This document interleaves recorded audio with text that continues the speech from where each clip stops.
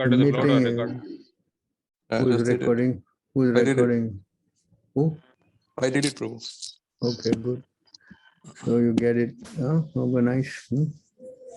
So you can see here in this verse, Jatasya durva mrityu durvam janma mridashucha tasmat pariharyarite natvam sochitamarhasi.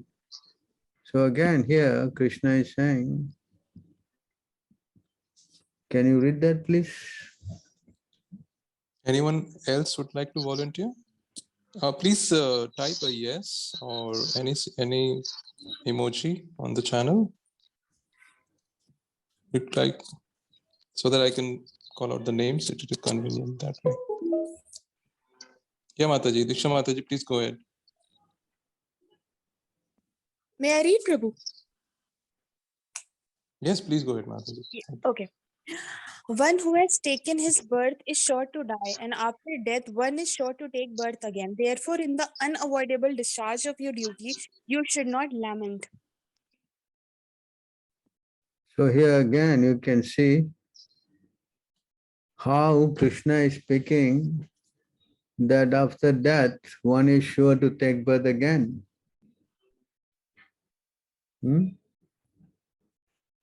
So this means there is rebirth.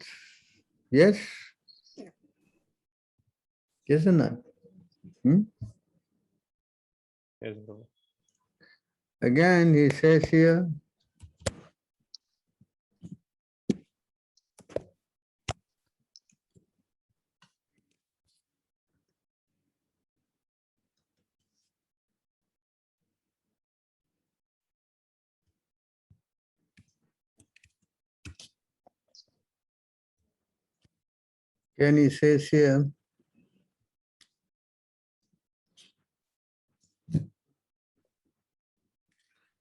carry on reading, someone. Mataji, please continue. You can read 2-3 verses. After that, we can give it to someone else. Okay, Prabhu. As a person puts on new garments, giving up old ones, the soul similarly accepts new material bodies, giving up the old and useless ones. So again here, see, the soul gives up the old body and take new bodies. Yes? So Krishna is saying again here, reincarnation. Correct? Yes, Prabhu. So you have to understand that this migrating of the soul, it has been going on for a long time. Again here Krishna says also,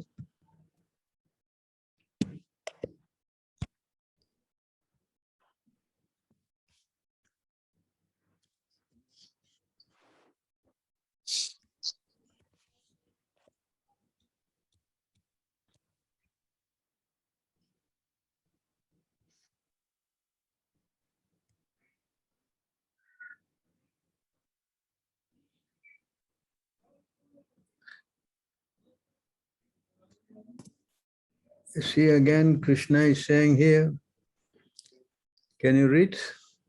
The personality of Godhead said, many, many births, both you and I have passed. I can remember all of them, but you cannot. O subduer of the enemy. So you see here, many, many births. What does many, many birth means? Reincarnation? Yes? Yes, Prabhu. So, there's so many verses that explain that there's, and Krishna say, I can remember all of them, you cannot. But he says here, the moment you take reincarnation, you forget. But the Lord, he never forgets. His body is different. He does not reincarnate, but he descends. See, the Lord says, in his case is different. He's not like us, you know. Can you read this? Although I am unborn and my transcendental body never deteriorates, although I am the Lord of all living entities, by my internal energy, I still appear in every millennium in my original transcendental form. Hmm? There's a difference between us and God, you know. Yeah, again, Krishna says, after many, many births, Bahunam Janmanam, after repeated birth and death, you see this word? You see this? Can you read? Shall I continue, Prabhu? Go Yeah, ahead, yes. Mataji. Go ahead. After many births and death, he who is actually knowledge surrenders unto me, knowing me to be the cause of all causes and all that is. Such a great soul is very rare. So you see, there's repeated birth and death. Correct? So does it mean there's reincarnation or no reincarnation? Yes? Yes, Prabhu. So therefore, the soul, we have to understand the difference between the body and the soul. The soul does not die. There's no death for the soul. But the body dies. The body goes through changes, boyhood, youth, old age, and death. But the soul is eternal, you know. The soul is never, it is not material. The soul is a spiritual entity. So being spiritual, there's no death for the soul. We have to understand that, you know.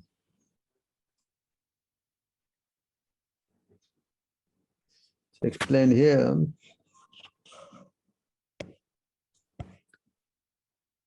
It's very important we understand this very clearly.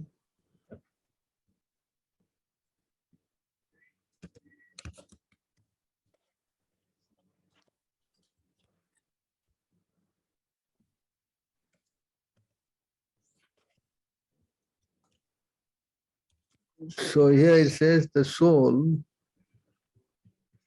can never be cut to pieces by any weapon, nor burned, nor by fire, nor moistened by water, nor withered by wind.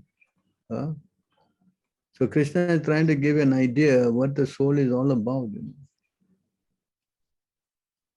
know?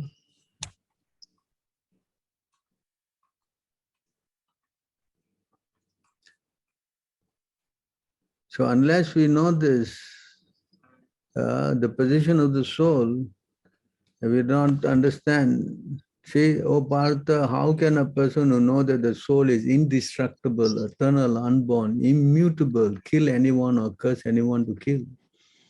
So the soul is an eternal entity.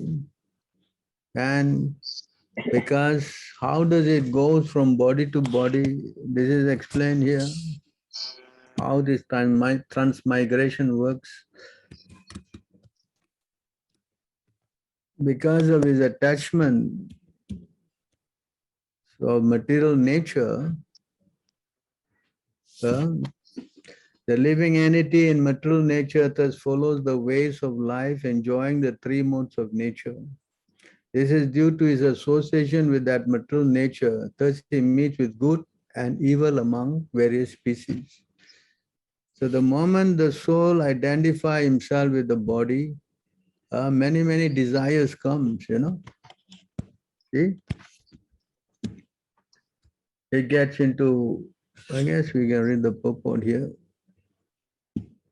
Can read the purport here? Hare Krishna, Divya Mataji, you want to go ahead? Thank you, Diksha Mataji. Hare Krishna Prabhuji. This verse is very important for an understanding of how the living entities transmigrate from one body to another. It is explained in the second chapter that the living entity is transmigrating from one body to another just as one changes dress. This change of dress is due to his attachment to material existence. As long as he is captivated by this false manifestation, he has to continue transmigrating from one body to another. Due to his desire to lord it over material nature, he is put into such undesirable circumstances. Under the influence of material desire, the entity is born sometimes as a demigod, sometimes as a man,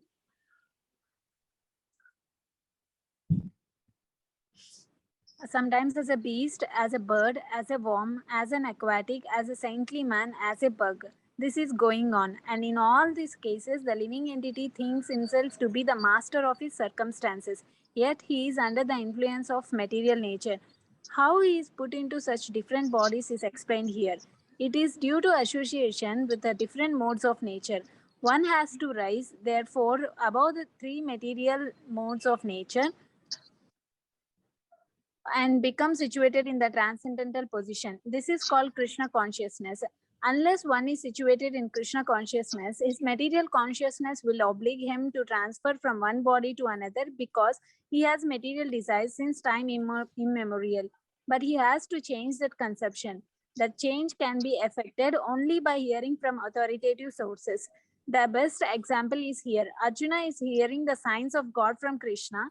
The living entity, if he submits to this hearing process, will lose his long cherished desire to dominate material nature and gradually and proportionately as he reduces his long desire to dominate, he comes to enjoy spiritual happiness. In a Vedic mantra, it is said that as he becomes learned in association with the Supreme Personality of Godhead, he proportionately relishes his eternal blissful life. We can see here how this transmigration is working. The moment the living entity gets in contact, that's because of his given his free will to choose. Either he wants to be with Maya or he wants to be with Krishna. So the moment this free will, misusing of this free will, can you read on? Prabhuji, I have a doubt here. You Just now can- some incident happened, like I by mistake I have stepped on my chanting mala while I was chanting. It fell down and I stepped on it. Now I should think about what is a sin that I have done. I mean, what mistake I have done, and I should worry. Just take the mala and put on your head, and that's it. No? Okay. Carry on reading. Yeah. The living entity by nature has minute independence to choose his own good or bad fortune. But when he forgets his supreme master, the personality of Godhead, he gives himself onto the modes of material nature. Being influenced by the modes of material nature, he identifies himself with the body and for the interest of the body, becomes attached to various activities. Sometimes he is under the influence of the mode of ignorance, sometimes the mode of passion, and sometimes the mode of goodness. The living entity thus gets different types of bodies under the modes of material nature.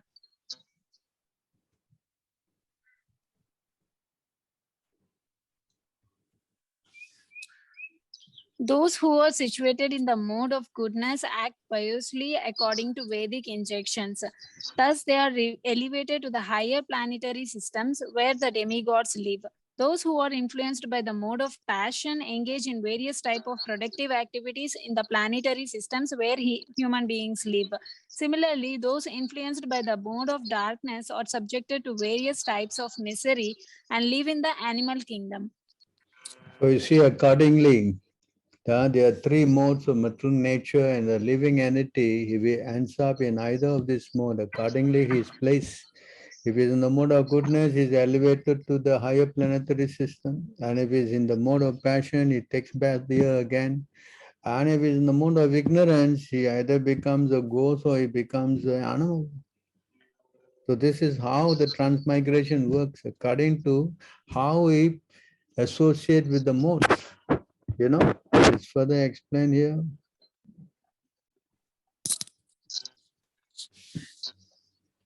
Covered by the mode of ignorance in material nature, the living entity is sometimes a male, sometimes a female, sometimes a eunuch, sometimes a human being, sometimes a demigod, sometimes a bird, an animal, and so on. In this way, he is wandering within the material world. His acceptance of different types of bodies is brought about by his activities under the influence of the mode of the nature. So this is how it is going on, and it's going on not yesterday or today. It is going on since time immemorial. Just to give you an idea, Lord Brahma is now said to be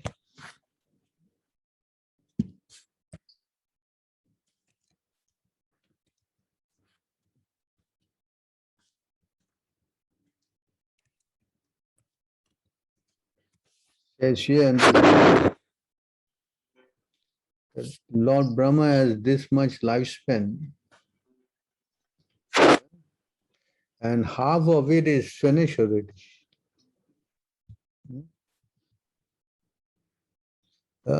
When even Brahma, who possesses a supreme lifespan of 311 trillion 40 billion years, is also afraid of me. So you can see how much time, and now half the time is finished in this time. Then you can imagine how much time we have wasted going from body to body to body. Yes?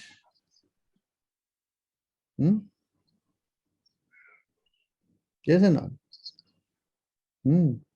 So see how much of our life is gone.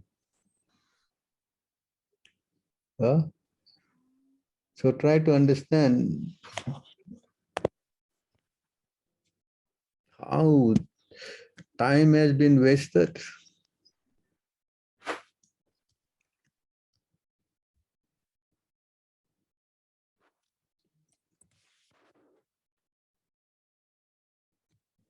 Can you read? The 100 years of Brahma's life are divided into two parts, the first half and the second half. The first half of the duration of Brahma's life is already over, and the second half is now current. See that? First half is over. The second half is current. So what we have been doing all along, 150 trillion years, 20 billion years have been gone. Yes? Hello? Yes, Prabhu. Yes, Prabhu. You think we are short time, we just came in yesterday? So this is the process of reincarnation. And this is only this Brahman life. How many Brahmas we have been doing that we don't know, correct? Right. Yes or not? And that also you can see, it's explained here, how this process works.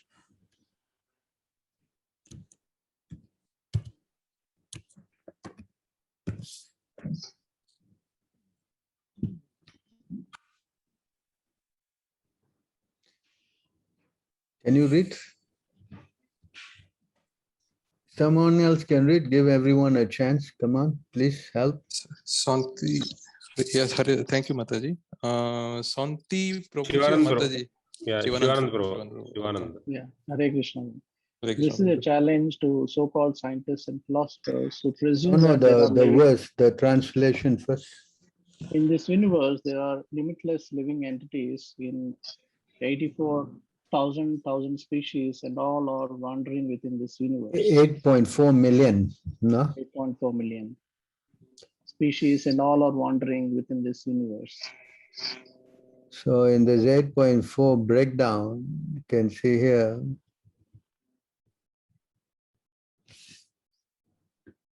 can you There are 900,000 species living in the water. There are also 2,000 non-moving living no, entities. 2 million, 2 million.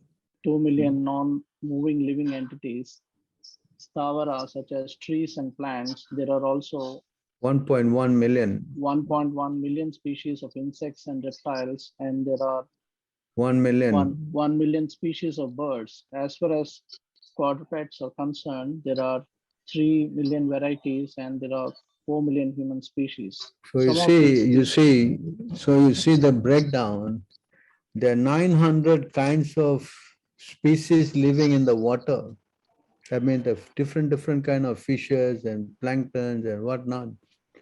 And there are 2 million non-living, that means 2 million kinds of trees.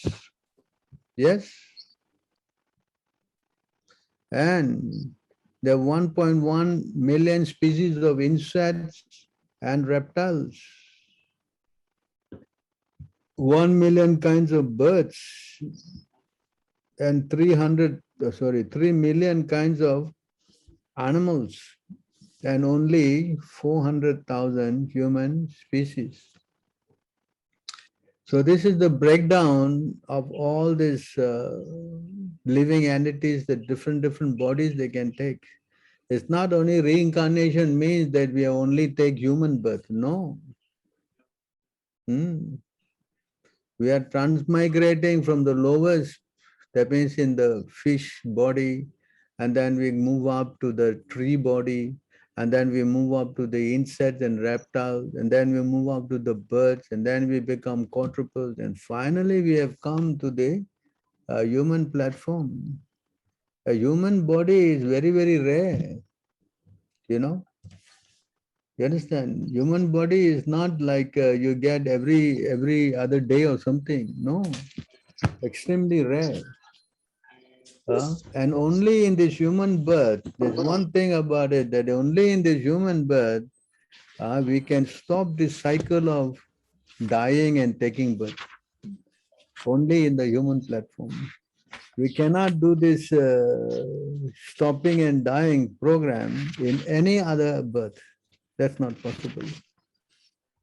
You understand this point? So you see how important it is to understand this whole science.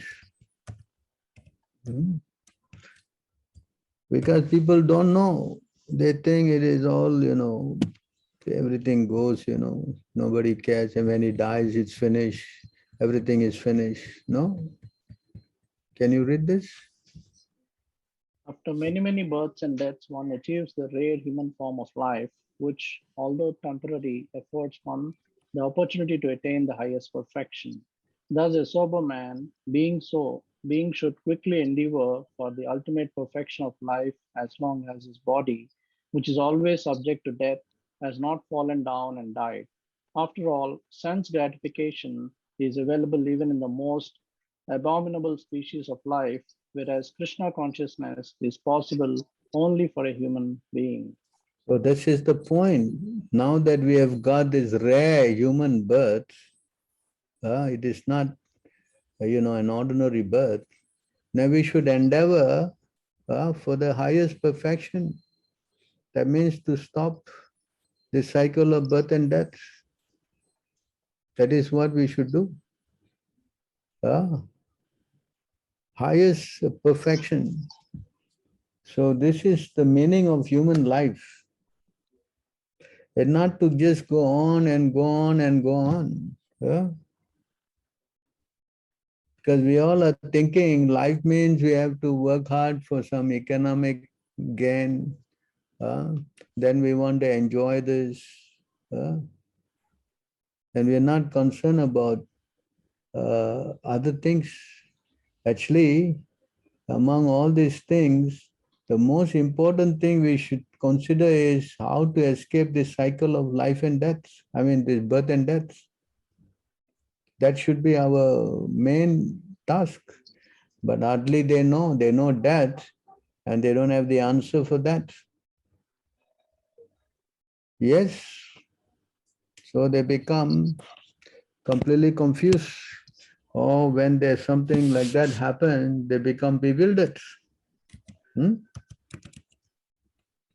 Says here, among these four things, out of the four principles, namely religion, economic development, and sense gratification, liberation has to be taken very seriously. The other three are subject to distraction by the stringent law of nature, death. So our whole idea is to figure out how to stop this whole painful thing, Death is not fun, Explain here. Death is very, very painful. Hmm.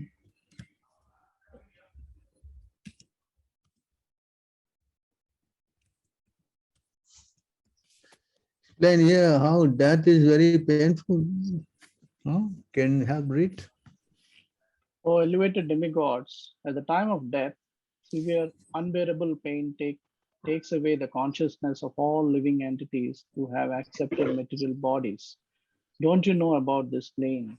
So this thing is very painful. It is not something, that, it's like what we say, some very cheap thing, Yes.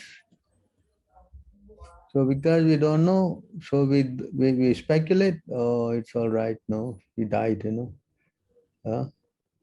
then we just say a prayer and that's it, no? Unfortunately, we don't take it seriously. Because this body, as I explained, before death comes,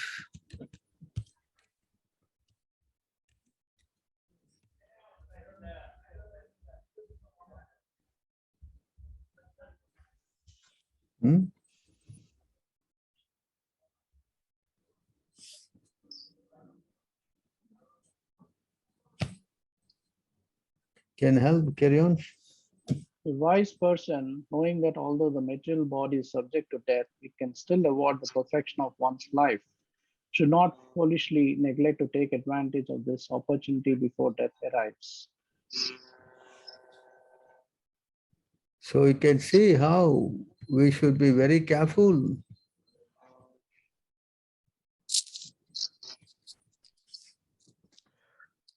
Hare Krishna, Prabhuji. Anyone else wants to take over, please? Can come forward. There are 30, I think there are 33 members here. So we can. I can do that, Prabhuji. Thank you, Mataji. Thanks, Prabhu, for reading so far. Thank you. Thank you. Hare Krishna. Please carry on. Hare Krishna. So can you please scroll down, Prabhu? I should start reading from purport, right? Read the translation. Translation. My apologies. Hare Krishna. Translation. Knowing that one's duration of life is being similarly cut down by the passing of days and nights, one should be shaken by fear. In this way, giving up all material attachment and desire, one understands the Supreme Lord and achieves perfect peace. So this is the idea, we should be very careful. Now we know our life is, shortening day by day. And one day we will now wake up, right? So we should try to endeavor how to understand the Supreme Lord and achieve perfect peace. Only the Lord can save us. Says here. Carry on, reading please. The human body, which can award all benefit in life, is automatically obtained by the laws of nature. Although it is a very rare achievement, this human body can be compared to a perfectly constructed boat having the spiritual master as the captain and the instructions of the personality of Godhead as favorable winds, impelling it on its course. Considering all these advantages, a human being who does not utilize his human life to cross the ocean of material existence must be considered the killer of his own soul. So you see here, if we don't make an endeavor to escape this cycle of birth and death, then he is considered as a killer of his own soul. That means it's spiritual suicide, Well, we're given all facilities to come out and we don't make an endeavor, that means we are wasting our time. So now, how does this work? We further explain here in this verse.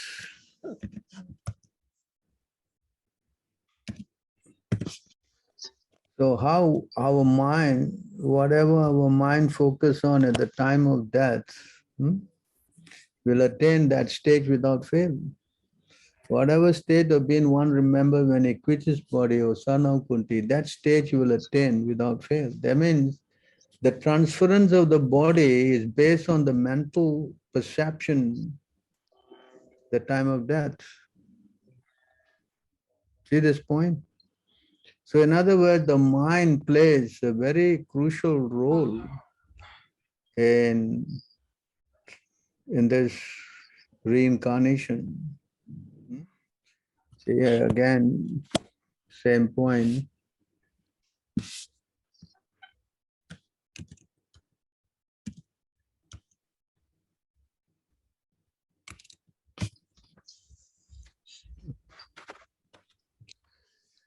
If out of love, hate, or fear, an embodied soul fixes his mind with intelligence and complete concentration upon a particular bodily form, he will certainly attain the form that is meditating upon.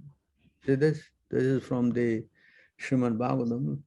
If out of love, out of hate, out of fear, an embodied soul fixes his mind with intelligence and complete concentration upon a particular bodily form, he will certainly attain the form that is meditating upon. So you see how the whole thing works. So our mind, if suppose I'm thinking of, say, my dear, let's say my husband or my wife, whatever, very attached, then next life, see what happens? Next life I become a woman. You understand this? This is how the transformation works. So we have to be understanding this science, this is a science. We cannot just be thinking that, it's just die like dog and cat, we do not know how the whole transformation works. So therefore, it is very important. In fact, there is a passage in the Bhagavatam, it says that, what's his name? Bharat Maharaj, he was attached to a deer. So while he was dying, he thought of this deer, and the next life he became a deer. So this is a very dangerous thing. So our consciousness is how does this?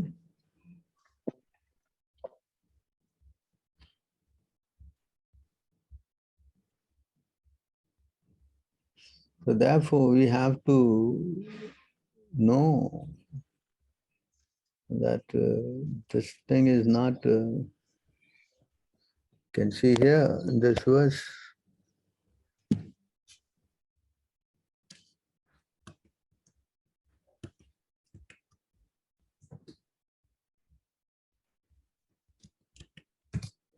See here, a living entity who has a result attachment to a woman. See this point here? In his previous life has been endowed with a form of a woman. See this thing? Foolishly look upon Maya in the form of a man or husband as the bestower of wealth, progeny, house, and other material assets. So the attachment is what that, brings a person to the next life. So it is so important that we understand this, how this thing is working. It's not some kind of a whimsical science that anything goes,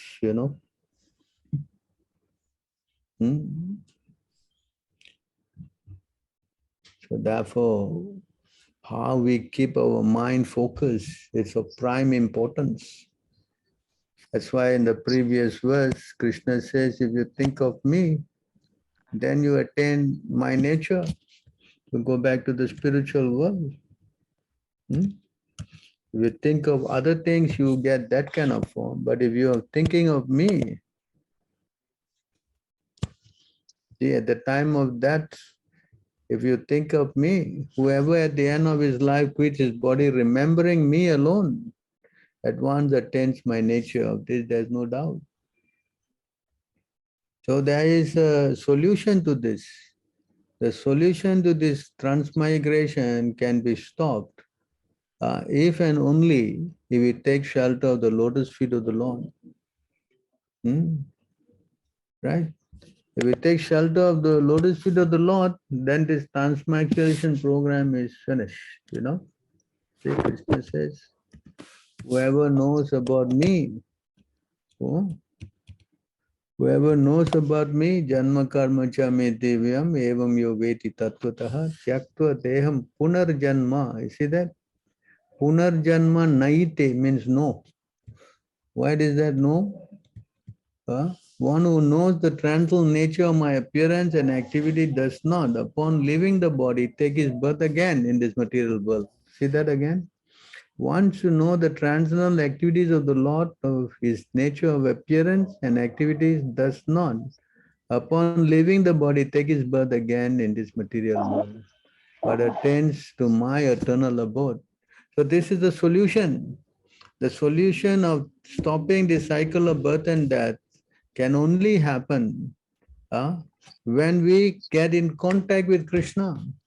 You know, when we get in contact with Krishna, then this whole program is finished.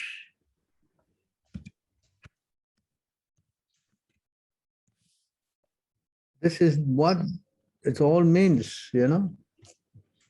The real problem of life is the repetition of birth and death, which is like a wheel rolling repeatedly up and down. This wheel, however, completely stops. You see the word here? Completely stops when one is in touch with the Supreme Personality of Godhead. So if you want to stop this cycle of birth and death, then there's only one way. We must get in touch with the Supreme Personality of Godhead. So how to get in touch of the Supreme Personality of Godhead is the question now. Yes? Hello? Yes, Prabhuji. Don't you think so? Yeah. Unless you want to carry on this life, dying and taking birth and dying and taking birth, yeah? Correct? Which I already explained, it's very painful, yes? Even just to think of the idea that you're going to die, should send shock waves, yes? Right or not? So much attachment. So therefore, our whole program is to come in contact with Krishna. See? And to tell you one thing, that this mind of ours can only become reconciled only with the Supreme Personality of Godhead. This mind cannot, if it goes anywhere else, it will not become happy. See that? Can you read this? I can. Prabhuji. Yeah. Go on. Thereafter, you should meditate upon the limbs of Vishnu one after another, without being deviated from the conception of the complete body. Thus, the mind becomes free from all the sense objects. There should be no other thing to be thought upon, because the Supreme Personality of Godhead, Vishnu, is the ultimate truth. The mind becomes completely reconciled in Him only. So that if you want to become successful, this is the method. Because if you don't do this, if you go on the other way, then the mind will get completely ruined. Hmm?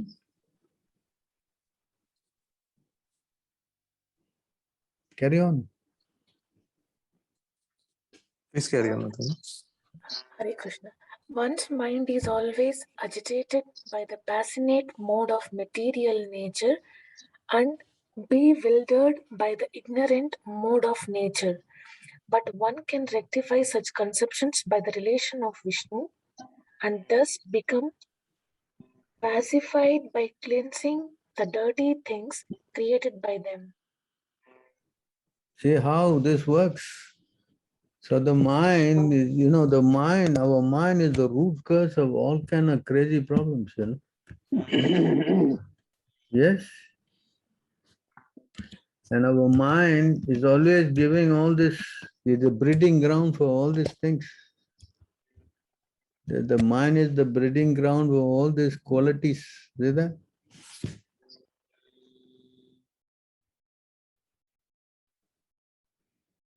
Can you carry on?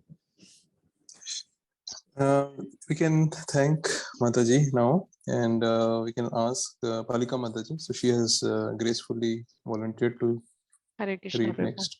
Thank you, Mataji. Please go ahead. Hare Krishna, Prabhu. The mind is the root cause of lust, anger, pride, greed, lamentation, illusion, and fear. Combine these constitute bondage to fruitive activity. What learned man would put faith in the mind? The mind is the original cause of material bondage. It is followed by many enemies such as anger, pride, greed, lamentation, illusion, and fear. The best way to control the mind is to engage it always in Krishna consciousness. Savai Mana Krishna Padara Vindayo. Srimad Bhagavatam 9:4-18. Since the followers of the mind bring about material bondage, we should be very careful not to trust the mind. At that point here, our troublemaker is this mind. That's why Krishna also said, no, in the Bhagavad Gita, he said the same thing, It says here,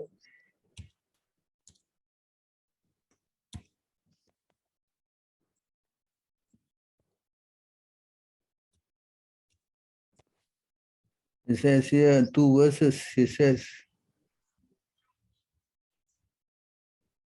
One carry must on. deliver himself with the help of his mind and not degrade himself. The mind is the friend of the conditioned soul and his enemy as well.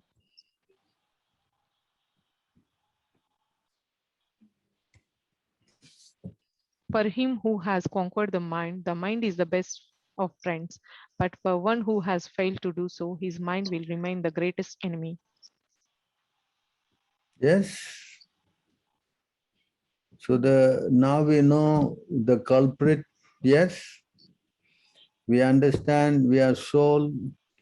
We understand that we are caught in this body. And because of our attachment to so many modes of material nature, we are transmigrating from one body to another. Yes. And the transmigration is working because whatever our mind is focusing on. Yes. Yes, Prabhu. So now we must purify the mind. How to purify the mind? Do you have to think of God, Krishna? Yes. Yes, Prabhu. So, how to think of Krishna? That's why there's mantras, you see. By help of mantra, you can get in touch with God who is sitting in our heart, God is also there. It's not that we are all alone. Inside we are, see here, we are here, it says here, the Supreme Lord is situated in everybody's hearts. See that? So God is also inside us, not that we are all alone. Only because of all our bad material qualities, we cannot see him. For Arjuna, in directing the wanderings of all living entities, was seated as on a machine made of material energy. So the Lord is inside us, sitting there, observing all our action, witnessing and permitting. So now the whole idea is to get connected to him, then the whole cycle of birth and death is finished. See? So the only way we can connect with the Lord is explained here.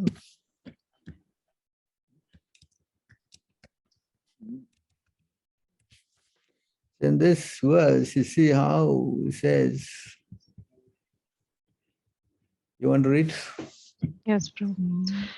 The Supreme Personality of Godhead said, "My dear Uddhava, the Supreme Lord gives life to every living being and is situated within the heart, along with the life air and primal sound vibration.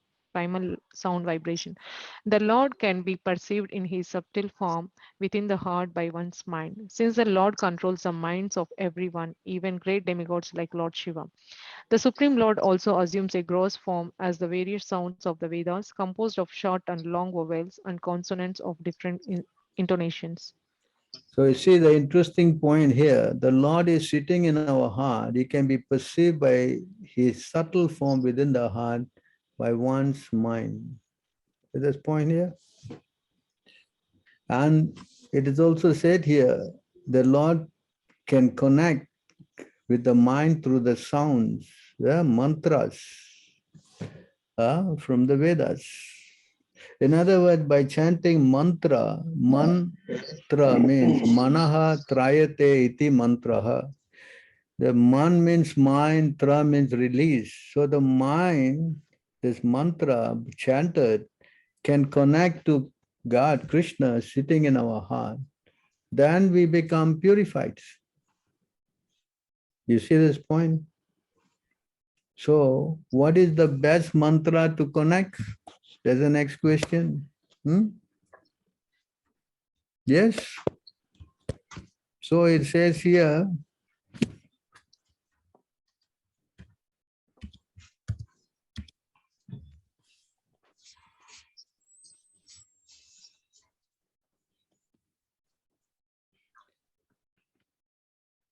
you want to chant this?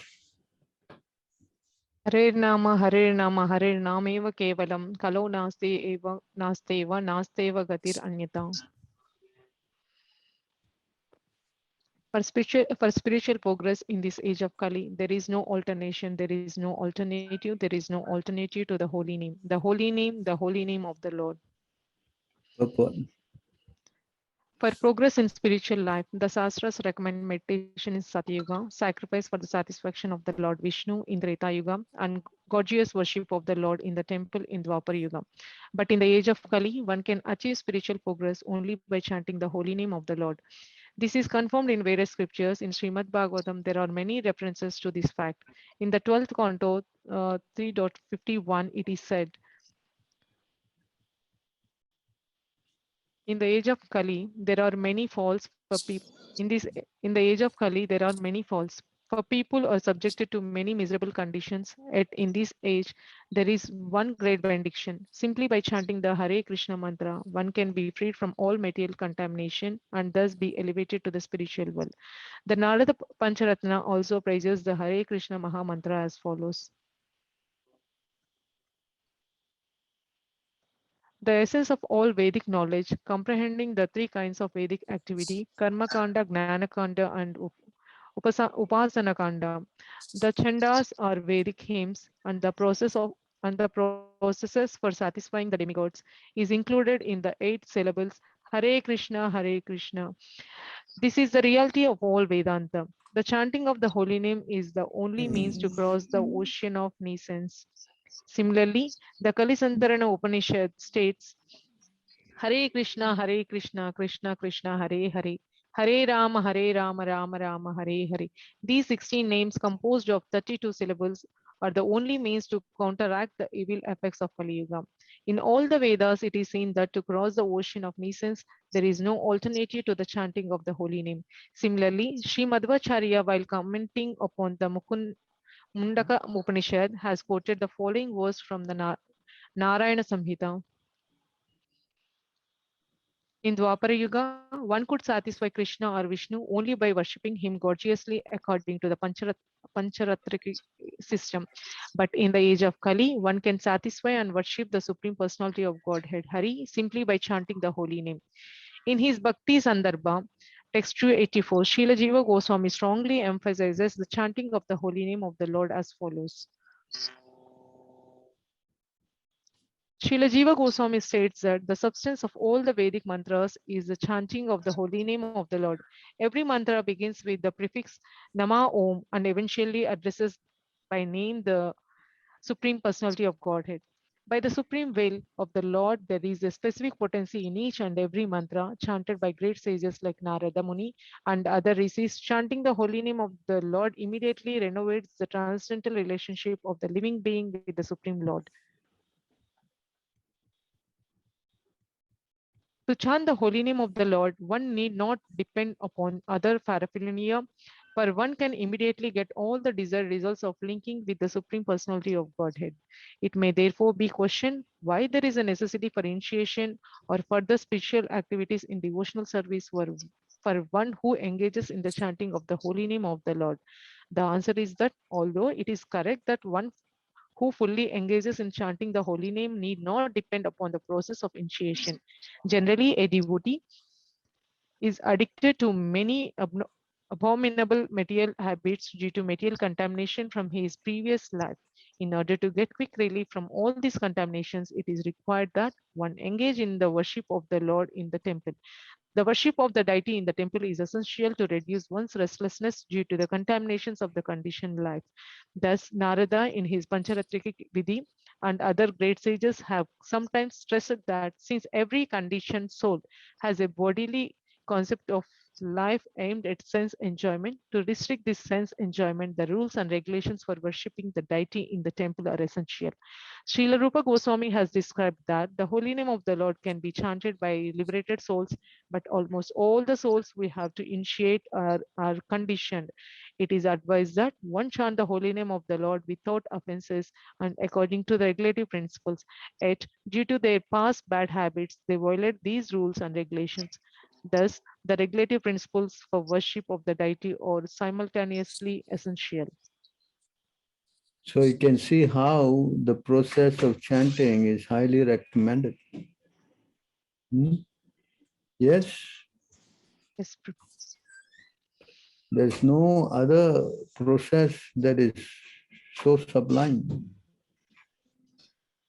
Because just by chanting Hare Krishna, it is explained, just by chanting, you can very quickly catch hold of the lotus feet of the Lord.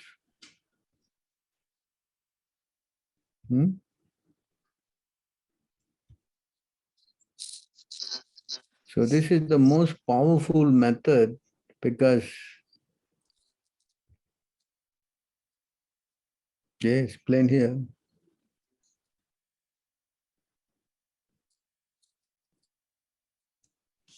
Hare Krishna Padika Mataji, thank you very much.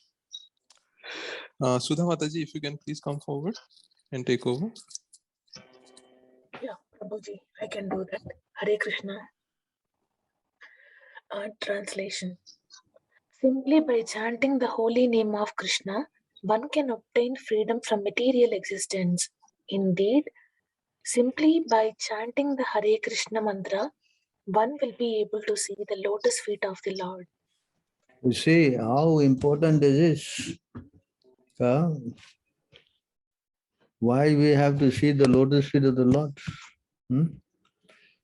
By seeing the lotus feet of the Lord, the cycle of birth and death is completely stopped,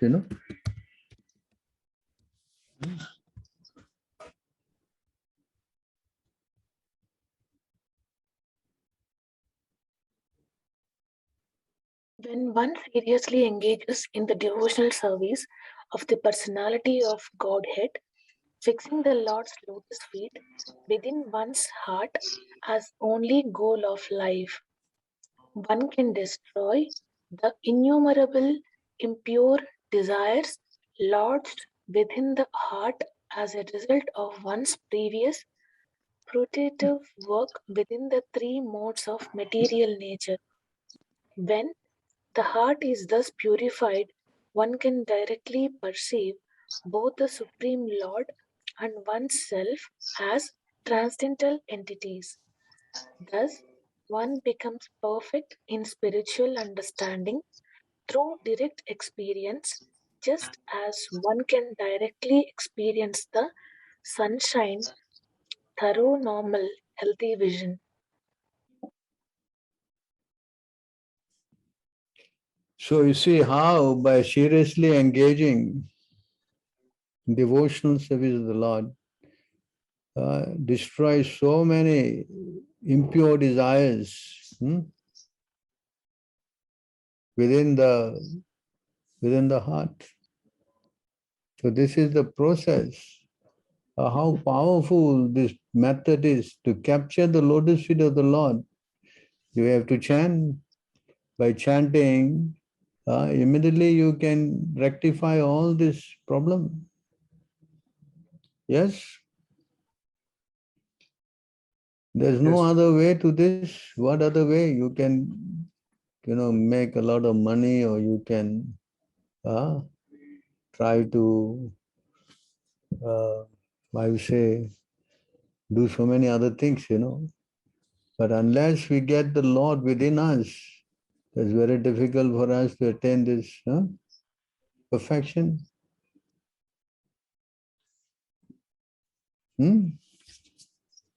So anyone who's intelligent, they will take up this process very seriously. Because if you take up this process, then yes, you can get freedom.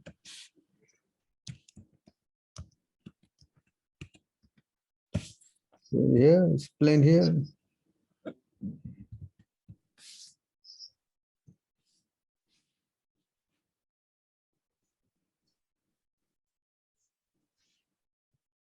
Help, please. Go ahead, Mataji. Hare Krishna. No one in this material world has become free from the four principles of birth, death, old age, and disease, even by fleeing to various planets.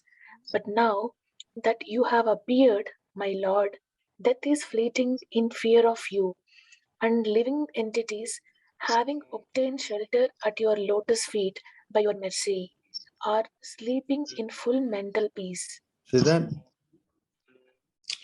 So the devotee who chants Hare Krishna, he can overcome this death. All those others, they're not possible.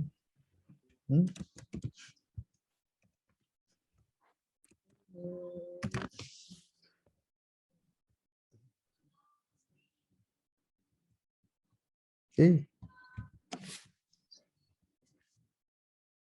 The devotees who worship you as the shelter of all beings disregard death and place their feet on his head.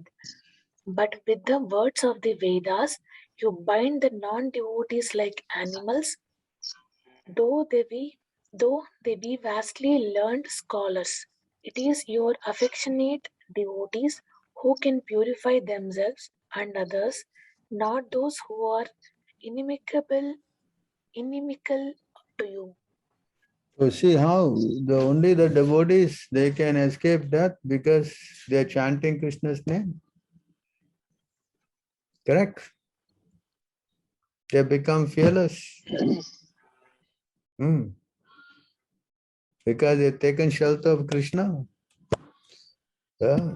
But if you don't take shelter of Krishna, then how are you going to escape this point? So even if they chant, see, living beings entrapped in this complicated, who are entangled in this complicated mesh of birth and death, can be freed immediately by even unconsciously chanting the holy name of Krishna, which is feared by fear personified. So this is the only solution to take shelter of Krishna. And that is simple, just by even unconsciously chanting the holy name of Krishna. You want to read the purport? Hare Krishna.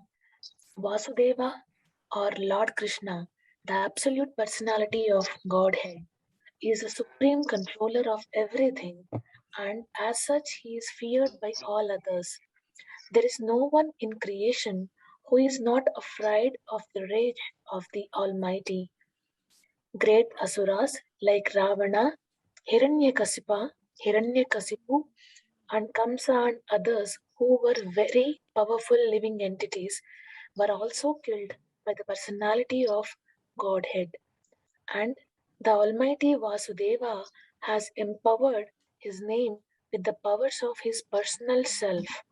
Everything directly related to him is identical with him. It is stated here in that the name of Krishna is feared even by fear personified.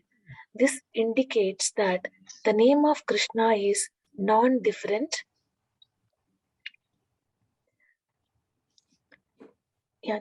from Krishna. Therefore, the name of Krishna is as powerful as Lord Krishna himself. There is no difference at all.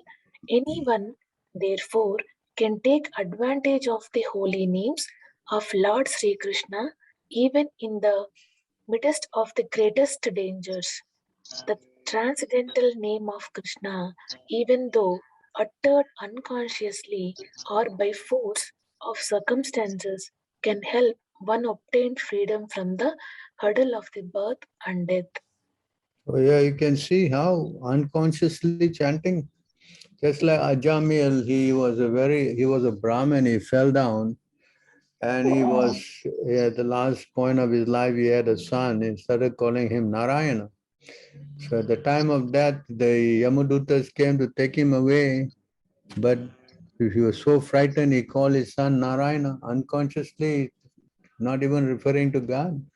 But because he was calling the name of God, the Vishnudutas came and they stopped the Yamadutas from taking him to hell.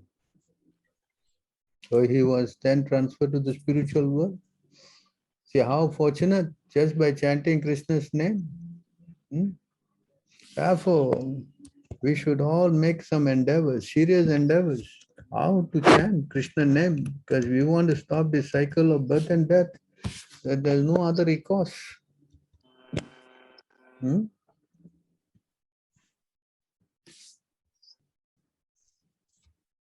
O descendant of King Bharata, one who desires to be free from all miseries must hear about, glorify, and also remember the personality of Godhead, who is Super Soul, the controller, and the savior from all the miseries.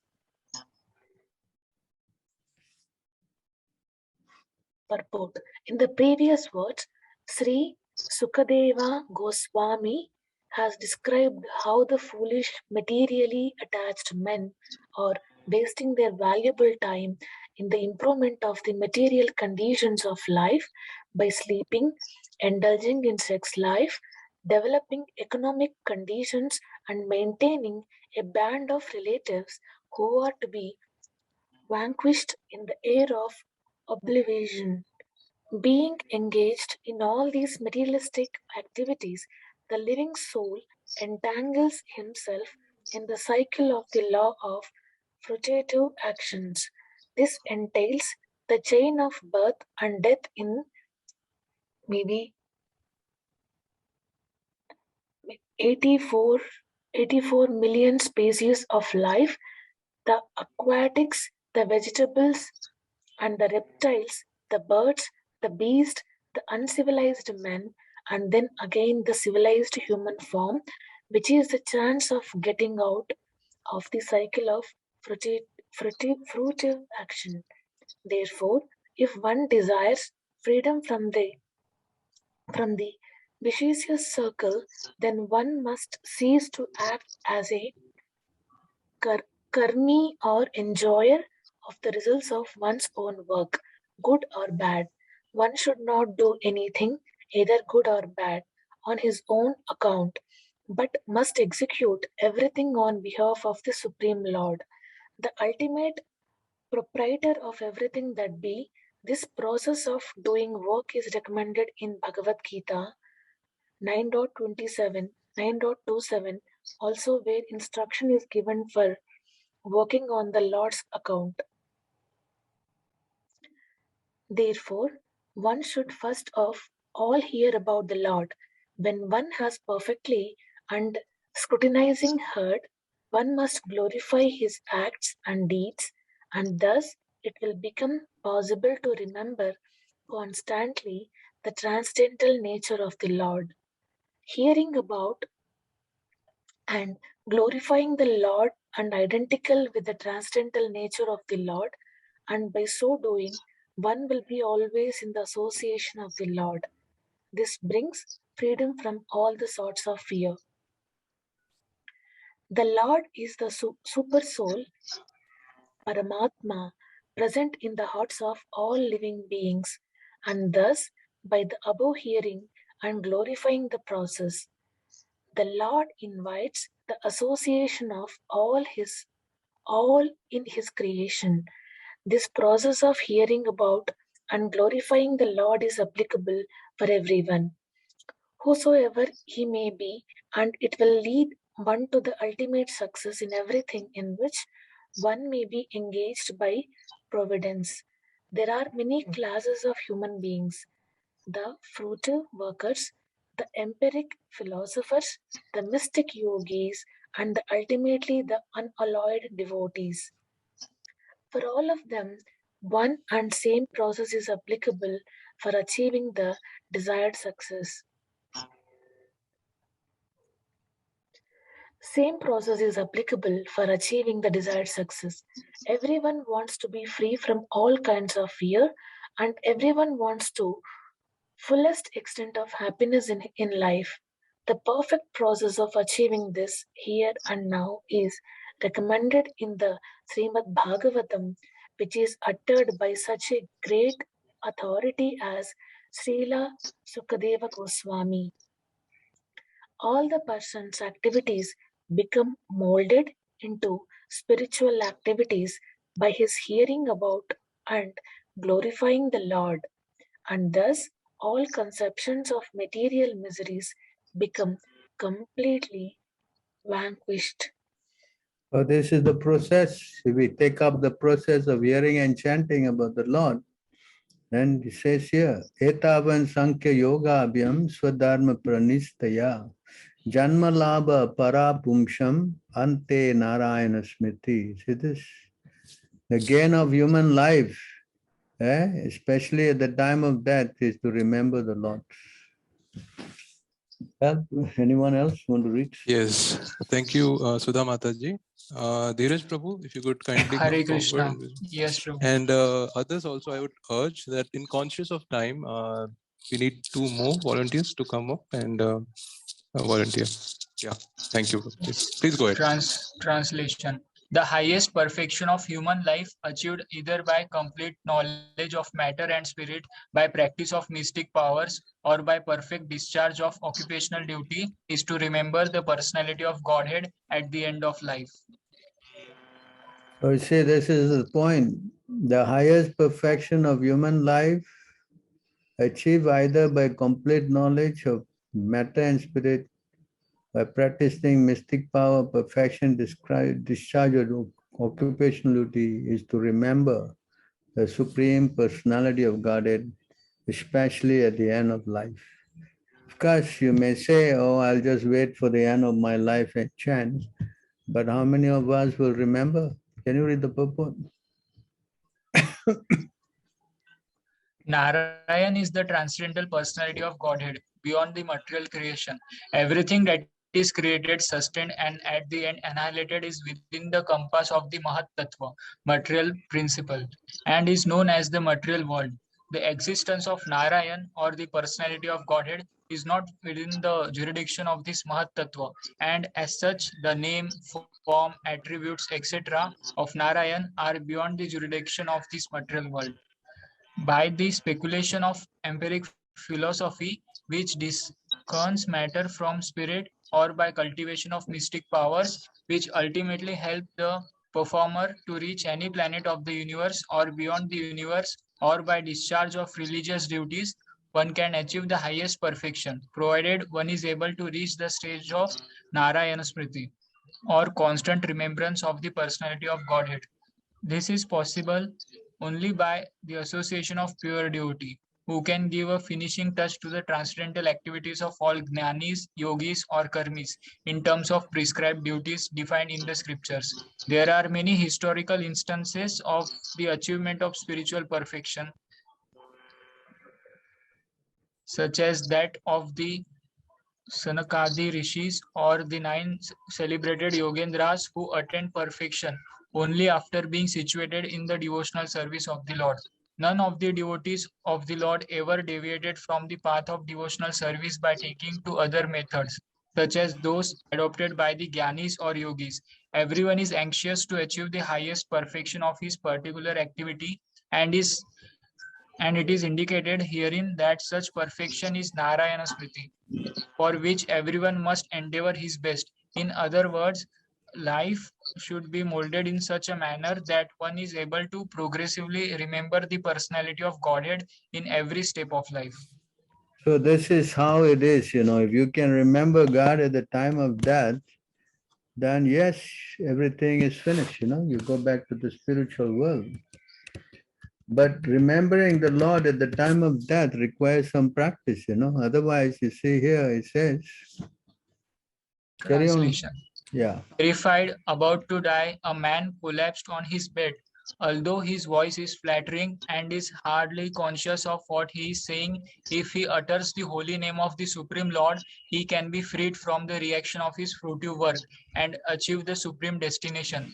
But still, people in this age of Kali will not accept the Supreme Lord. Will not worship. Worship the Supreme Lord. See that? But still, people in the age of Kali will not worship the Supreme Lord, although it is so simple. If you, at the time of death, if you remember, but it is not going to be very easy if you don't practice, If you think that, oh, okay, now I've learned a very important lesson here, at the time of death, I will, certainly try to chant the holy name. It's not going to work like that, you see. Translation. This was so because those who have dedicated their lives to the transcendental topics of the personality of Godhead, of whom the Vedic hymns sing, and who are constantly engaged in remembering the lotus feet of the Lord, do not run the risk of having misconception even at the last moment of their lives. So if you are constantly engaged in remembering the lotus Lord, do not run the risk of having misconception even at the last moment of life. In other words, this require practice. It's not something that, okay, I now I will enjoy, and at the time of death, okay, I will do this. It is not possible. You can see this purport. But the highest perfection of life is attained by remembering the transcendental nature of the Lord at the last moment of one's life. This perfection of life is possible for one who has learned the actual transcendental nature of the Lord from Vedic hymns sung by a liberated soul like Sukadev Goswami or someone in that line of disciplic succession.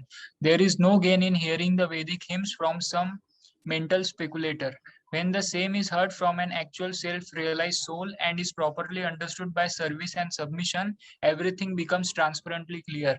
Thus, a submissive disciple is able to live transcendentally and continue to end the life and to continue the end of life by scientific adaptation. One is able to remember the Lord even at the end of life. When the power of remembrance is slackened due to dearrangement of bodily membrances, for a common man, it is very difficult to remember things as they are at the time of death. But by the grace of the Lord and his bona fide devotees, the spiritual masters, one can get this opportunity without difficulty. And it was done in the case of Maharaj Parikshit. So you can see, for a common man, it's very difficult to remember things as they are, because at the time of death, his whole body is in a dearranged platform. There's so many tubes in the mouth, and so many, his whole body is practically tubed up,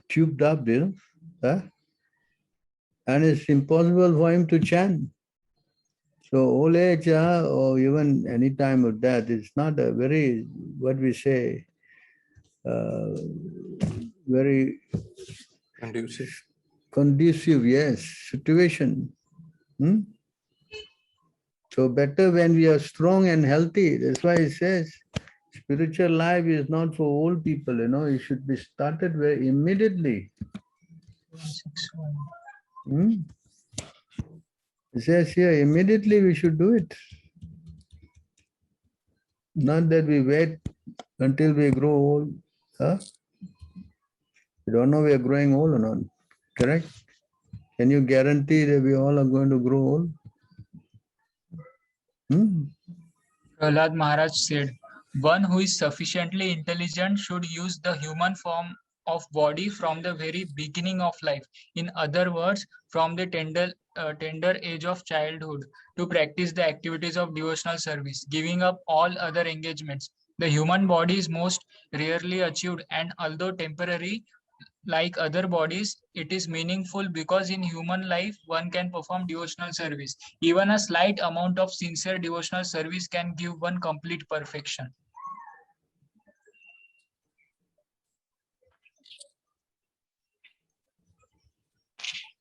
Translation. The Thank you, human Prabhuji. form of...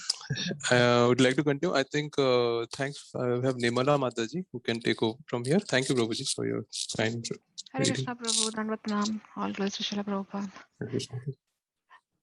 The human form of life affords one a chance to return home, back to Godhead. Therefore, every living entity, especially in the human form of life, must engage in devotional service to the lotus feet of Lord Vishnu. This devotional service is natural because Lord Vishnu, the Supreme Personality of Godhead, is the most beloved, the master of the soul, and the well-wisher of all other living beings.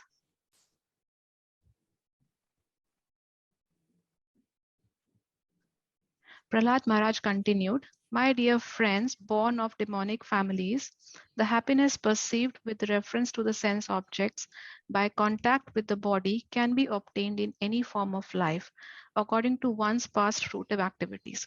Such happiness is automatically obtained without endeavor, just as we obtain distress.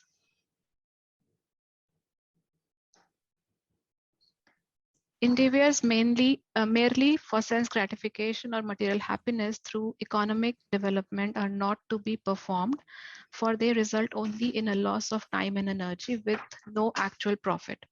If one's endeavors are directed towards Krishna consciousness, one can surely attain the spiritual platform of self-realization. There is no such benefit from engaging oneself in economic development.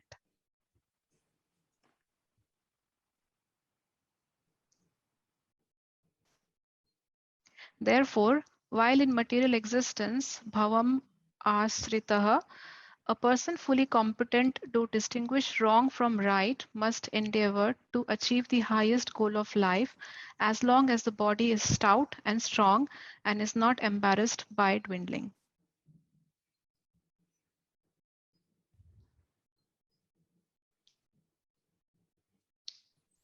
Every human being has a maximum duration of life of 100 years, but for one who cannot control his senses, half of those years are completely lost because at night he sleeps 12 hours, being covered by ignorance.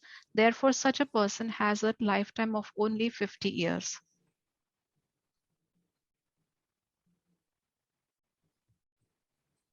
In the tender age of childhood, when everyone is bewildered, one passes 10 years.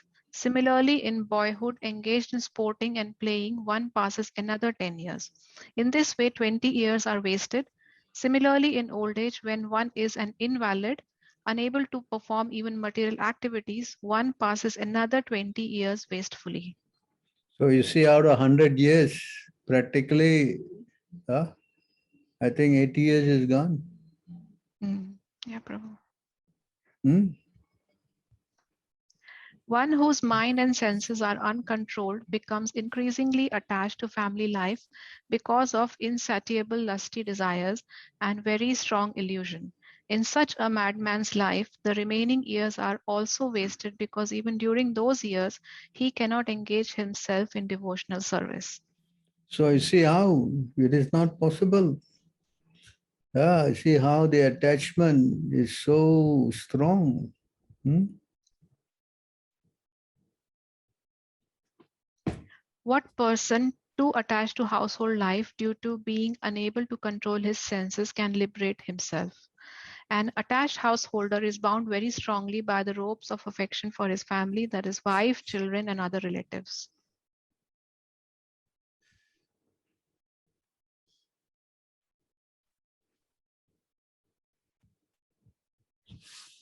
Money is so dear that one conceives of money as being sweeter than honey. Therefore, who can give up the desire to accumulate money, especially in household life? Thieves, professional servants, soldiers, and merchants try to acquire money even by risking their very dear lives. So see how everybody day and night, they're only working for this. Yes? Yes, Prabhu. How can a person who is most affectionate to his family, the core of his heart being always filled with their pictures, give up their association? Specifically, a wife is always very kind and sympathetic and always pleases her husband in a solitary place. Who could give up the association of such a dear and affectionate wife? Small children talk in broken language, very pleasing to hear, and their affectionate father always thinks of their sweet words. How could he give up their association? One's elderly parents and one's sons and daughters are also very dear. A daughter is especially dear to her father, and while living at her husband's house, she is. Prabhu, scroll down, please. Prabhu, one line up, yeah. She is always in his mind. Who could give up this? Who could give up that association?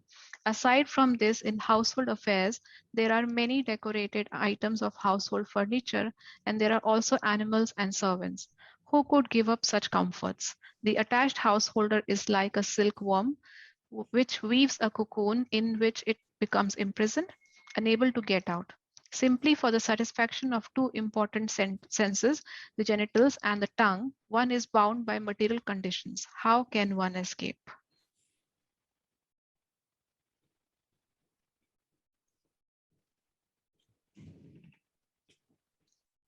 One who is too attached cannot understand that he is wasting his valuable life for the maintenance of his family.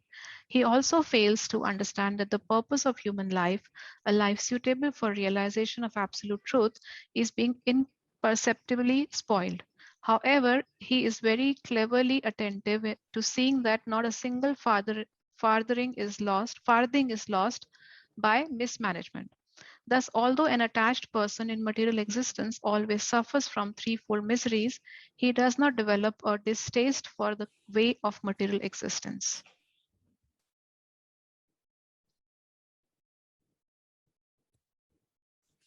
If a person too attached to the duties of family maintenance is unable to control his senses, the core of his heart is immersed in how to accumulate money. Although he knows that one who takes the wealth of others will be punished by the law of government and by the laws of Yamraj after death, he continues cheating others to acquire money.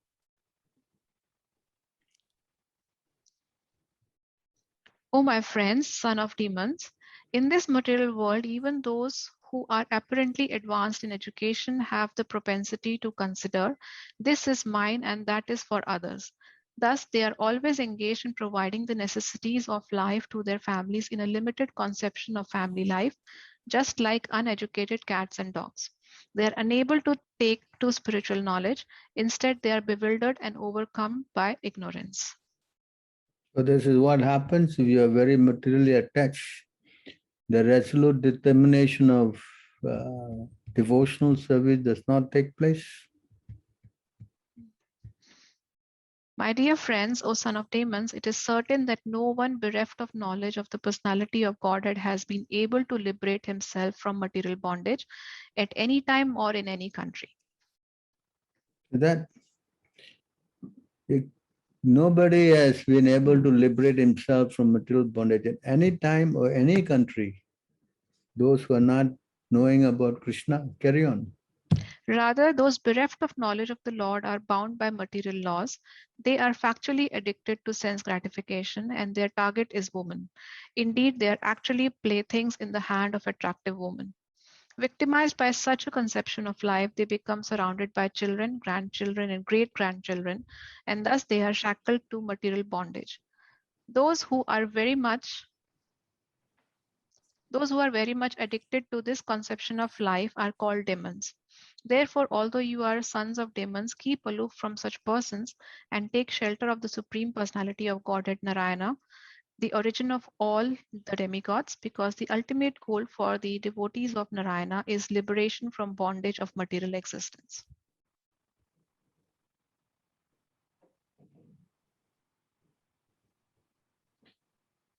My dear sons of demons, the Supreme Personality of Godhead Narayana is the original Supersoul, the father of all living entities.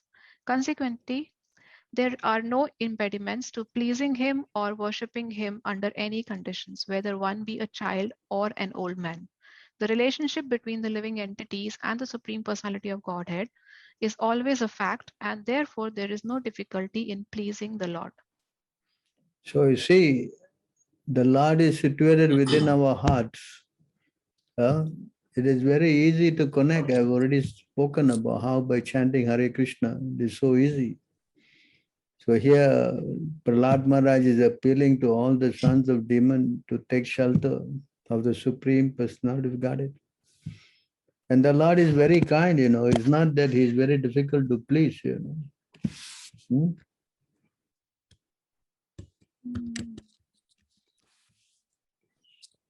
Thank you, Mataji. Would anyone else Thank you, want to Prabhu. come forward? Thank you, Mataji. Thank you. Anyone else, please? I can take Prabhu, if you Yes, allow me. please. Please go ahead. Thank you. Hare Krishna. This Supreme Personality of Godhead, who is known as Purushottama, the greatest of all persons, has a pure mind. He is so gentle that even if his servant is implicated in a great offense, he does not take it very seriously. Indeed, if his servant renders some small service, the Lord accepts it as being very great. Even if an envious person blasphemes the Lord never manifests anger against him. Such are his great qualities. So you see how, if you take shelter of the Lord, by just chanting, how much you have to gain. Right? Again here, see here again, as the Lord says,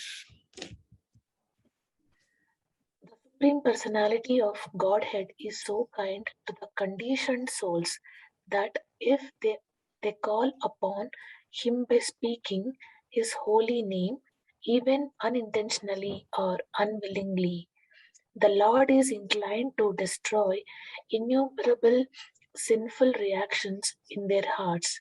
Therefore, when a devotee who has taken shelter of Lord's lotus feet chants the holy name of Krishna with genuine love, the Lord can never give up the heart of such a devotee.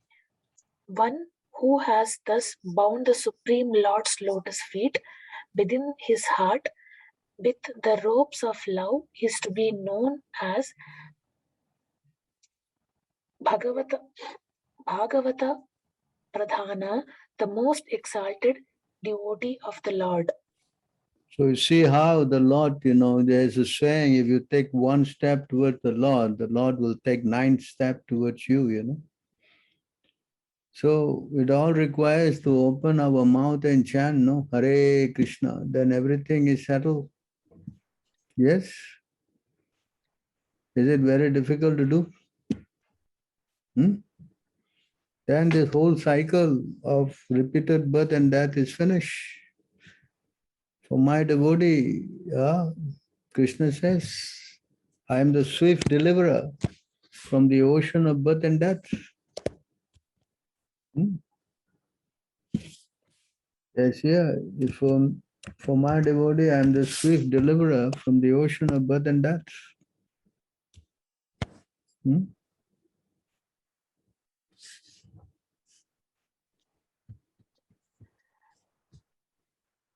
Can you read this?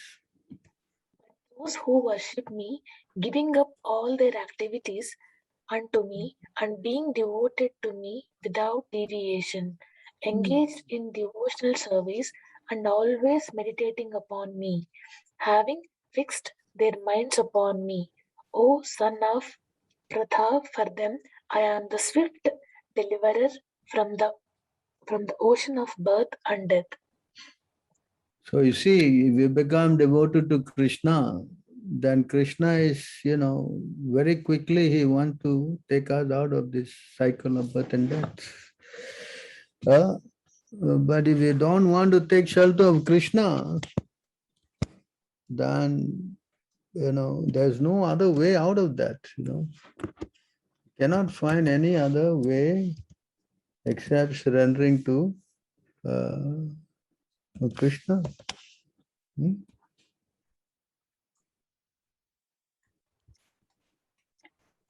Thus, the devotee who worships me, the all-pervading Lord of the universe, in unflinching devotional service, giving up all aspirations to be promoted to heavenly planets or to become happy in this world with wealth, children, cattle, home, or anything in relationship with the body. I take him to the other side of the birth and death.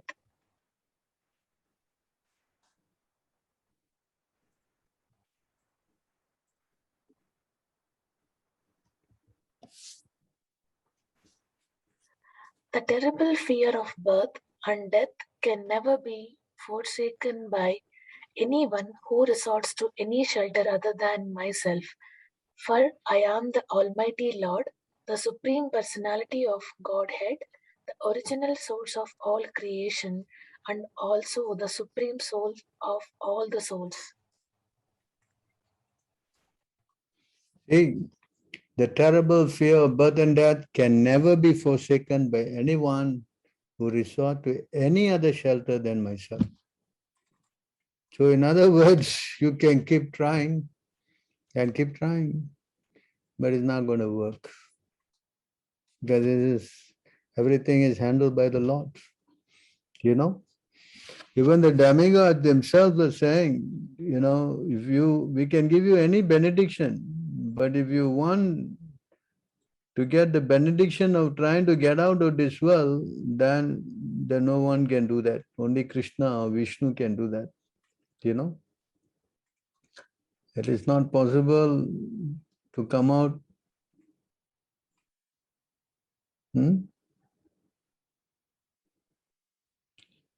So you see how everything is under the control of the Lord.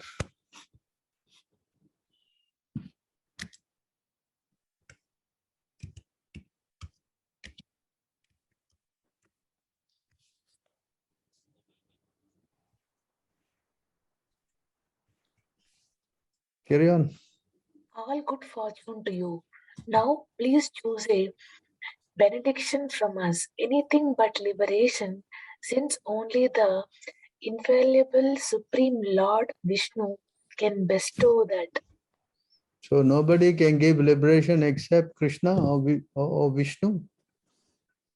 The demigods themselves are saying, any benediction you want, you can take, except liberation.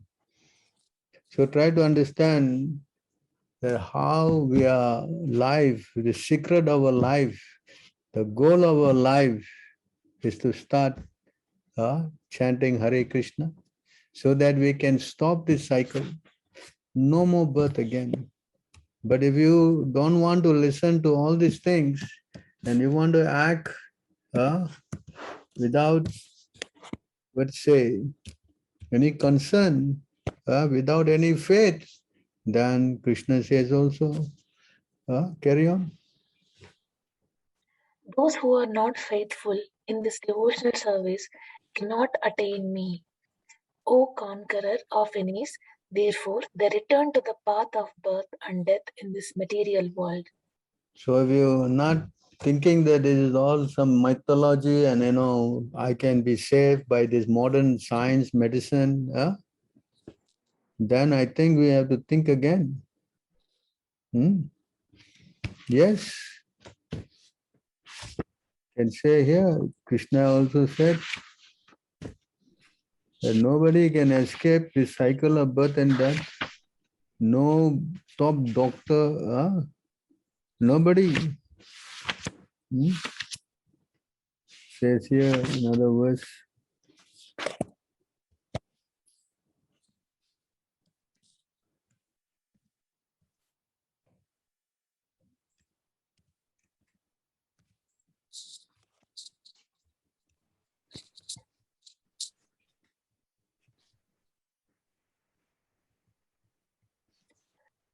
My Lord Narasimhadeva, O Supreme, because of a bodily conception of life, embodied souls neglected and not cared for by, you cannot do anything for their betterment. Whatever remedies they accept, although perhaps temporarily beneficial or certainly impermanent. For example, a father and mother cannot protect their child. A physician and medicine cannot relieve a suffering patient. And a boat on the ocean cannot protect a drowning man. Although parental care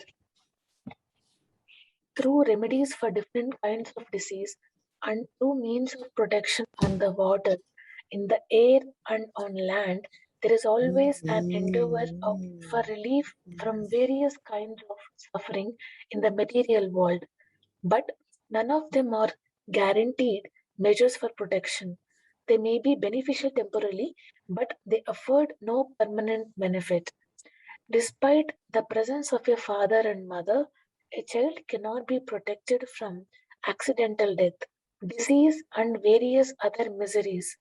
No one can help, including the parents. Ultimately, the shelter is the Lord, and one who takes shelter of the Lord is protected. This is guaranteed.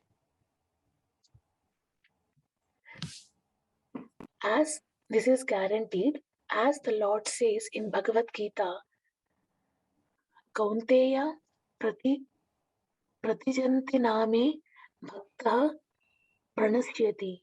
O son of Kunti, declare it boldly that my devotee never perishes. Therefore, unless one is protected by the mercy of the Lord, no remedial measure can act effectively. One should consequently depend fully on the causeless mercy of the Lord. Although, as a matter of routine duty, one must of course accept other remedial measures. No one can protect one who is neglected by Supreme Personality of Godhead. In this material world, everyone is trying to counteract the onslaught of material nature, but everyone is ultimately fully controlled by material world.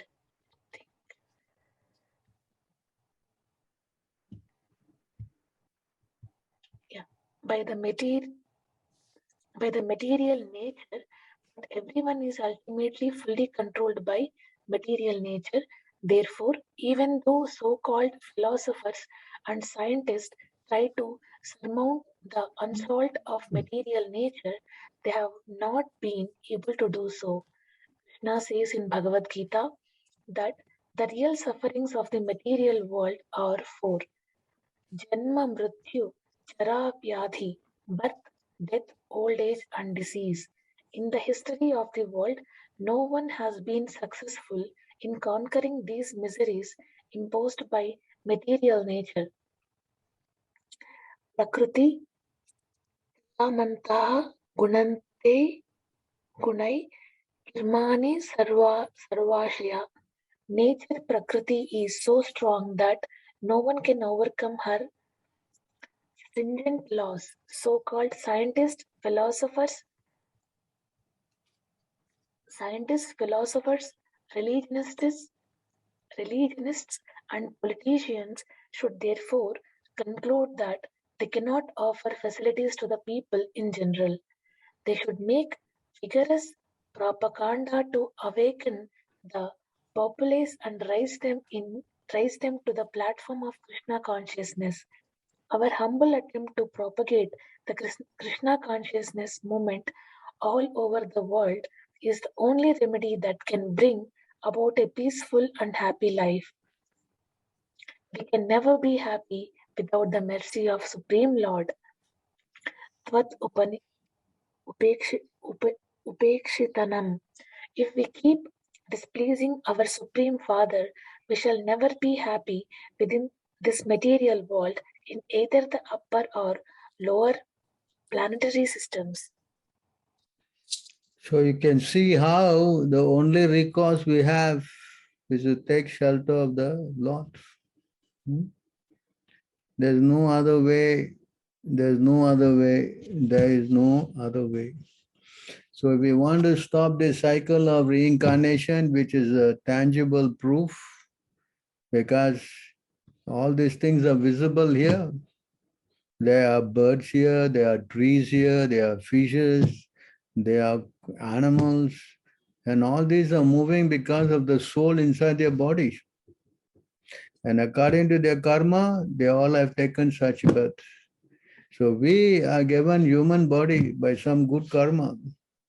If we do not misuse this golden opportunity to further ourselves to stop the cycle of birth and death, then we will again go back to this vicious cycle, which I think nobody wants to.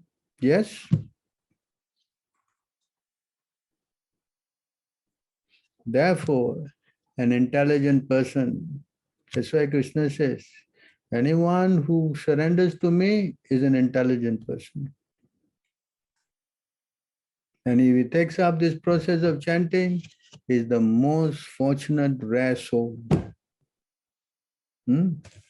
So why not we become little serious, take up this program and make our life successful?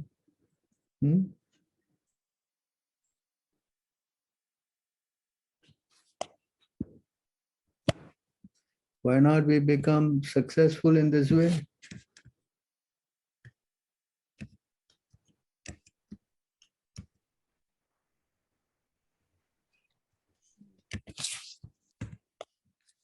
Muktanamapi siddhanam narayana parayanaha sudurlabha pasantatma kotisvapi mahamune.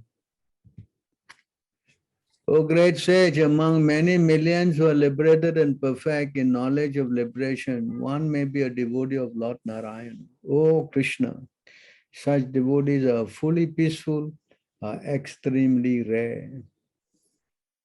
So why not come to this platform? All it requires is to chant Hare Krishna, Krishna Krishna, Hare Hare, Hare Rama, Rama Rama, Hare Hare. Complete, finish, nothing more to do. Yes, okay, with this I'd like to stop here. If anybody got any questions or any comments or anything.